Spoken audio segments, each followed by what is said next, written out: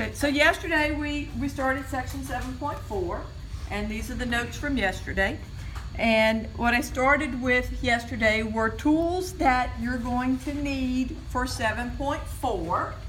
And a lot of the things you'll see as you work the problems, you'll have a lot of integrals like these, where it might be straightforward, the integral of 1 over x dx, which is the natural log of the absolute value of x plus c.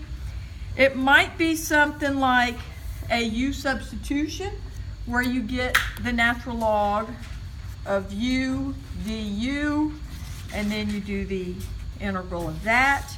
And this one right here is not a natural log problem. It's type you might see as you work the problems in section 7.4.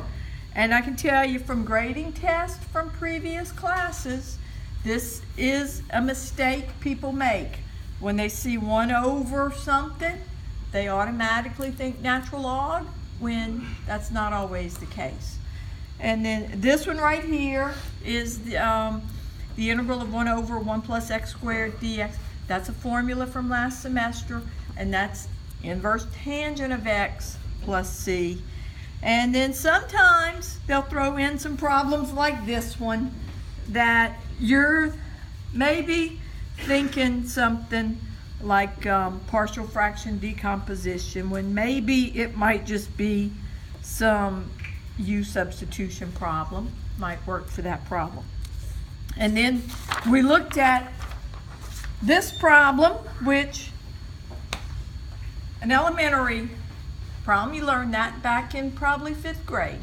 And I wanted to look at the steps that are involved in adding two fractions, where you have to get a common denominator, because then in our book you're going to see, and not so much going this way, but you're going to start with something like this and have to back it up to here. So that's what I'm going to talk about today.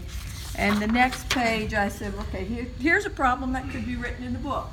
That you have the integral of 5x minus 19 over x minus 7 times x plus 1 dx. And now the steps we need to fill in today are right here. I didn't put them yesterday, but we have to fill in the details here.